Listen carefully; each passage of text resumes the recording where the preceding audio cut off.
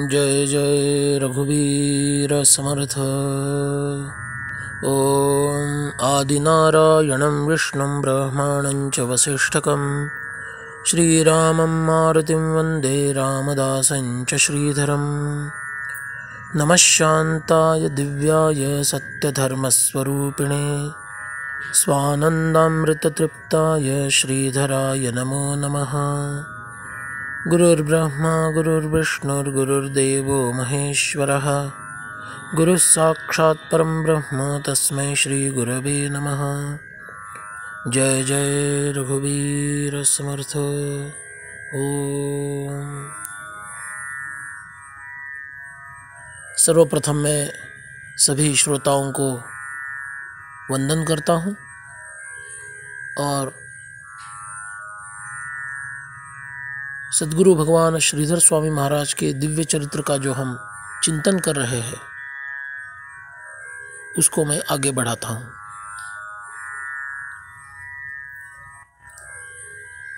पिछले प्रवचन में हमने देखा कि बड़ी कठिनाइयों का सामना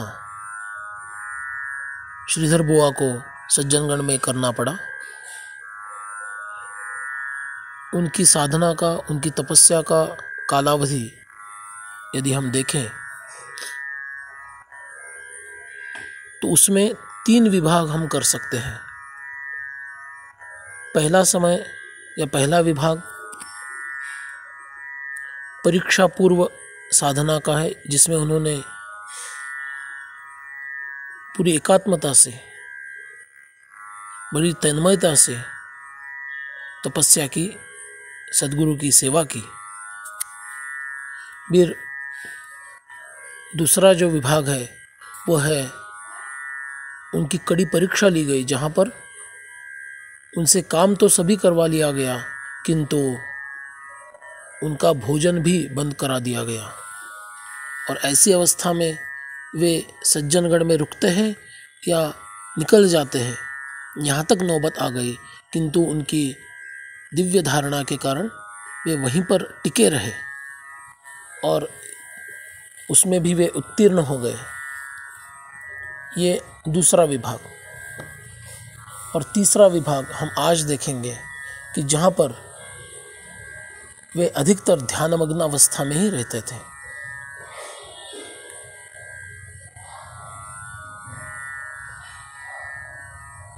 आरक्षी अधिकारी जठार और कृष्णाबाई, इन दोनों को सज्जनगढ़ से हटाने के बाद पुनः एक बार श्रीधर बुआ प्रेम और आनंद के साथ अपनी साधना में रत हो गए। उन्हें फिर एक बार मठ में, मंदिर में जाने के लिए कोई अवरोध नहीं रहा और वे पूर्ववत अपनी सेवा करने लगे। किंतु लोगों में अब श्रीधर बुआ के प्रति बहुत अधिक आदर, बहुत अधिक गौरव की भावना, बहुत अधिक प्रेम दिखने लगा और अधिक से अधिक समय उन्हें ध्यान धारणा के लिए रखा जाता था। और आप सेवा से अधिक ध्यान धारणा में ध्यान दें, ऐसी ही सभी लोगों की मनीषा थी, क्योंकि उनकी उच्च आध्यात्मिक स्थिति लोगों को धीरे धीरे समझ में आने लगी थी। श्री समर्थ गुरुदेव की यही इच्छा है, ऐसा मानकर, अनुभव करके श्रीधर बुआ भी अब अधिक से अधिक समय एकांत में ध्यान, चिंतन और जप में बिताने लगे।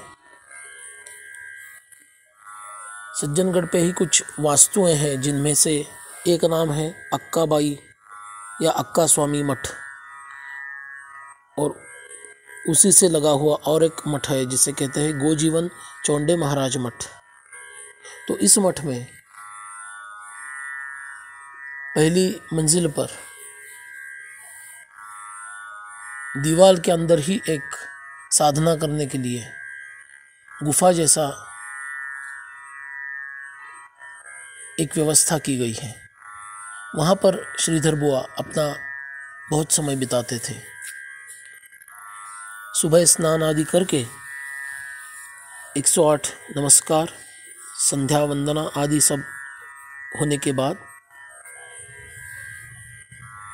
राम पंचायतन का दर्शन, समर्थ समाधि का दर्शन, मठ में दर्शन, ये सब होने के बाद वे सुबह ही लगभग 7 बजे के आसपास ध्यान करने के लिए बैठ जाते थे। वो दोपहर में ही ध्यान विसर्जित होता था। दोपहर में फिर एक बार स्नान संध्या और भिक्षा ग्रहण करने के बाद पुनः ध्यान के लिए बैठ जाते। वो संध्या काल में ही निवृत्त होता। संध्या काल में पुनः स्नान संध्या आदि करके थोड़ा सा कुछ हल्का सा आहार लेकर पुनः ध्यान के लिए बैठ जाते और सुबह ही उठ जाते थे। ऐसे उनकी दिनचर्या उन दिनों में रहती थी। उनकी इस धारणा के कारण एक दिन दोपहर में जब वो ध्यान करने के लिए बैठे थे, उस समय अचानक उनके आँखों के सामने धवल प्रकाश दिखने लगा और उस स्वच्छ धवल ज्योत्सना में से मनुष्य आकार प्रकट हुआ। और अर्थात वह आकार और दूसरा कोई नहीं था, उनके ही परम प्रिय सद्गुरुदेव समर्थ रामदास जी। एक हाथ में योगदंड, दूसरे हाथ में कमंडलु, पैरों में पादुकाएं, कौपिन धारण किए हुए, दीर्घ दाढ़ी और बाल और दिव्य रूप, आंखों में दिव्य तेज, इस रूप में वे प्रकट हुए और उन्होंने आशीर्वाद दिया और कहा कि श्रीधर, तुम मुक्त हो, सभी जन्म मृत्यु के बंधन से अब तुम मुक्त हो चुके हो। और प्रेम से उनको निहारते हुए पुनः एक बार वे अदृश्य हो गए। इस स्थिति के बाद श्रीधर बुआ दीर्घ समाधि में लीन हो गए और निर्विकल्पता का उन्हें अनुभव हुआ। ऐसे ही दिन बीतते गए और माघ मास में वद्य पक्ष में प्रतिपदा से लेकर नवमी के दिन तक समर्थ रामदास जी के पुण्यतिथि का पर्व मनाया जाता है। वह आज भी मनाया जाता है। ईसा 1930 साल में यह पर्व मनाया जा रहा था। श्रीधर बुआ उस समय विशेष सेवा में रत थे क्योंकि वहाँ पर पर्व था। उनका स्वास्थ्य उतना ठीक नहीं था, फिर भी गुरुदेव का महोत्सव है इसलिए हमें सेवा तो करना ही चाहिए, ये भावना लेकर वे सेवा में मग्न रहे। अखंड मन में सद्गुरुदेव की छवि, मुख में श्री राम जय राम ये दिव्य मंत्र और हाथ सेवा में रत। दास नवमी का अर्थात माघ वद्य नवमी का दिन भी बीत गया और रात्रि में वे समाधि के पास ही साधना करने लगे, ध्यान करने लगे। और उस ध्यान अवस्था में ही यकायक समाधि से पुनः एक बार समर्थ गुरुदेव दिव्य कांति धारण करके, तेजस देह धारण करके प्रकट हुए और बड़े स्नेह से उन्होंने कहा, श्रीधर, दक्षिण दिशा में जाओ, वहाँ पर धर्म स्थापना का कार्य करो। मानो इसी दिन की तो श्रीधर बुआ राह देख रहे थे।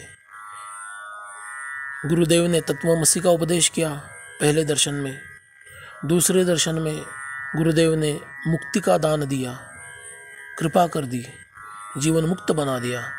किंतु मेरा अगला दायित्व क्या है मेरा क्या कर्तव्य है, गुरु सेवा में किस प्रकार से करूं, यह उपदेश उन्होंने या आदेश उन्होंने अब तक नहीं दिया था, उसी की तो मैं राह देख रहा था। और आज इस परम पवित्र रामदास नवमी के दिन, माघ वद्य नवमी के दिन, सद्गुरुदेव ने पुनः एक बार प्रकट होकर मुझे आदेश दिया है कि दक्षिण दिशा में जाओ, वहाँ पर धर्म संस्थापना का कार्य करो। श्रीधर बुआ बड़े प्रसन्न हुए कि गुरुदेव ने मुझे कुछ तो काम दिया है, और बिना कुछ समय गंवाए श्रीधर बुआ मंदिर से बाहर आ गए। शरीर पर एक कौपीन, हाथ में एक कमंडलू और दूसरे हाथ में एक मृगचर्म। इतना ही साहित्य उनके पास था और वे दक्षिण दिशा में जाने लगे। उसी अंधेरे में एकदम कृष्णा बुआ बोल के एक साधक जो उनसे बड़ा स्नेह रखते थे, उन्होंने पूछा, श्रीधर बुआ आप कहाँ पर जा रहे हो इतने अंधेरे में? उन्होंने प्रेम से कहा, मुझे समर्थ गुरुदेव का आदेश मिला है, मैं उनके आदेशानुसार दक्षिण दिशा में जा रहा हूँ। ये सुनकर एक क्षण उन्हें आनंद भी हुआ और दूसरे क्षण दुख भी हुआ। आनंद समर्थ के दर्शन का और उनके आदेश प्राप्ति का था, और दुख अब श्रीधर बुआ का सानिध्य नहीं मिलेगा, उनका सहज दर्शन नहीं प्राप्त होगा, इसका कारण दुख भी था।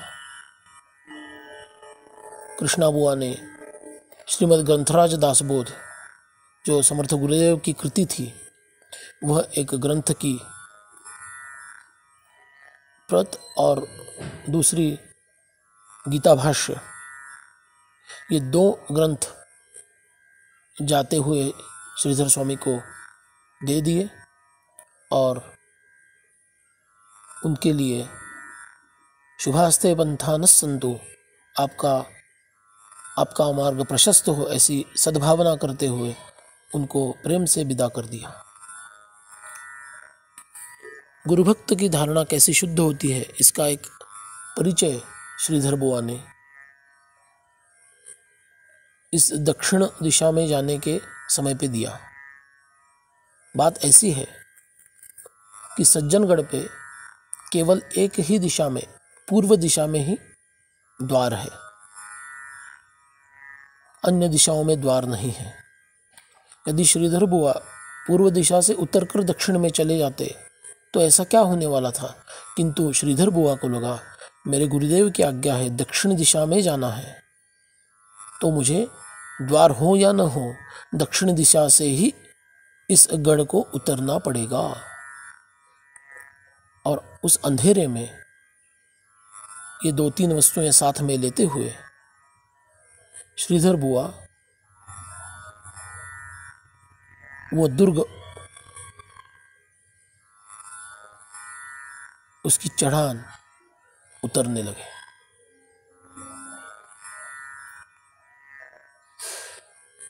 ऐसा रहता है सद्भक्त का भाव।